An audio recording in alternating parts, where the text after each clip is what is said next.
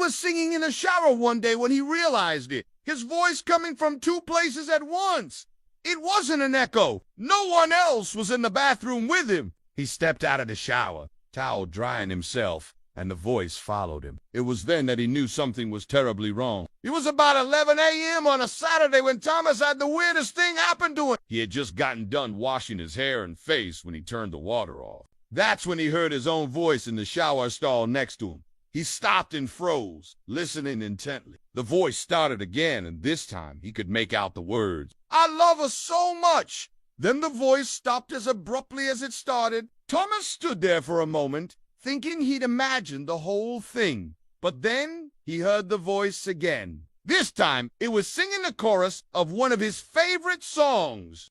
It was his voice, but how? Was someone messing with him? Was there someone else in the bathroom? He peered around the corner and into the adjoining shower stall, but no one was there. Was he losing his mind? Had he been in the shower too long and gotten a little delirious? He shook his head, chuckling at himself. It had to be the most ridiculous thing he'd ever experienced. He stepped out of the shower and reached for the towel hanging on the rack. And that's when he heard the voice again. It sounded like it was coming from inside his head. He dropped the towel and backed away from the shower. It couldn't possibly be. But what if it was? What if his mind was playing tricks on him because of stress or maybe sleep deprivation? Maybe he needed to take a break from work and see a doctor. Could it be some kind of early onset dementia? How old was he again? He was only 34. Surely it wasn't dementia. But what else could it be? He decided to get out of the bathroom and go to his bedroom to lie down for a bit before heading to his office. As he walked out of the bathroom,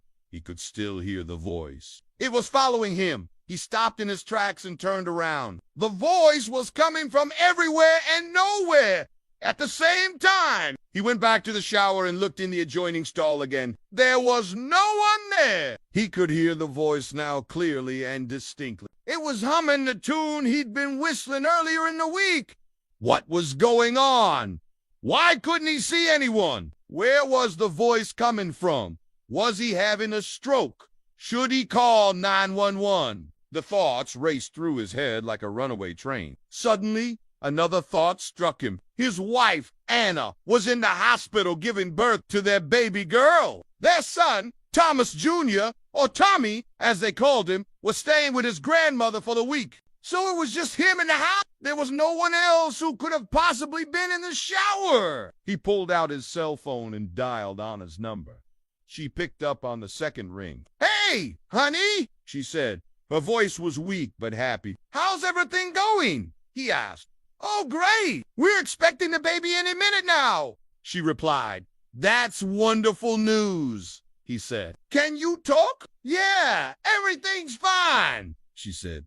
"Good. Well, listen, I have to go. I think they're getting ready to bring her in," she said. "Okay. Well, I'll see you later," he said. "Yeah, later," she said. And then she hung up. He stared at his phone as the realization dawned on him. Was she the voice? But how? If she was in the hospital, then why was her voice echoing in his back? He rushed to his car and drove to the hospital. He parked in the visitor parking lot and ran into the hospital. He found the nursery and stopped in the doorway. There were 3 bassinets in the room, but all of them were empty. One of the nurses noticed him standing in the doorway and asked, "Can I help you?"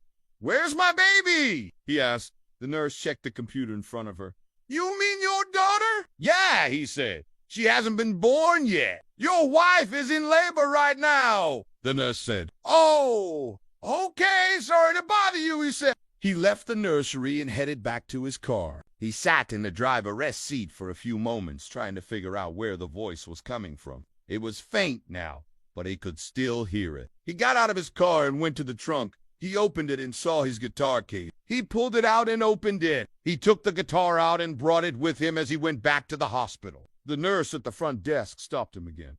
"Can I help you?" "Yes." "Ah, where's the chapel?" "Down the hall and to the right. 3rd door on the right," she said. "Thanks," he said. He walked down the hall and found the chapel. He pushed open the door and stepped inside. He didn't see anyone, but as he looked around, he noticed a guitar on a stand in the corner. He walked over to it and picked it up. He strummed a chord, and the sound echoed in the vast emptiness of the chapel. That's when he heard her voice again.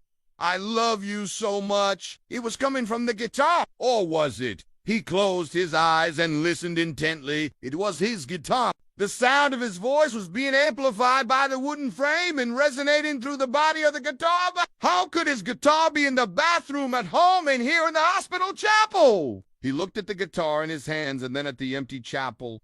He had an eerie feeling that he was not alone. Someone or something was with him, watching him. He slowly began to play the guitar. The sound of his own voice filled the chapel. "I love you so much," he sang. And as he sang, he felt a sense of peace come over him. He was unsure if it was the music or the fact that he was finally alone in his thoughts. But as he played on, he felt the anxiety lift and the fear recede. He didn't know how long he'd been in the chapel, but eventually he stopped playing.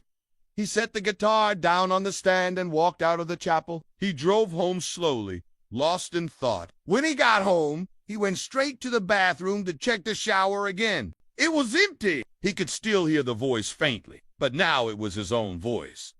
He was the one making the sound, but how could he have been in two places at once? He still didn't have an answer, but he no longer needed one. He could feel his voice coming from his heart, from his soul, and that was enough for him.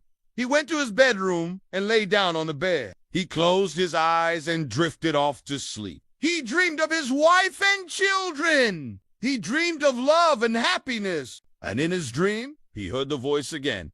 "I love you so much." And he just knew that everything would be all right. When he woke up the next morning, the sun was shining in through the window. He could hear birds chirping outside, and he could feel the love of his family surrounding him. He got out of bed and went to the bathroom to check the shower again. It was empty. He could still hear the voice faintly, but now it was his own voice. He was the one making a sound. But how? How could he have been in two places at once? He still didn't have an answer, but he no longer needed one. He could feel his voice coming from his heart, from his soul, and that was enough for him.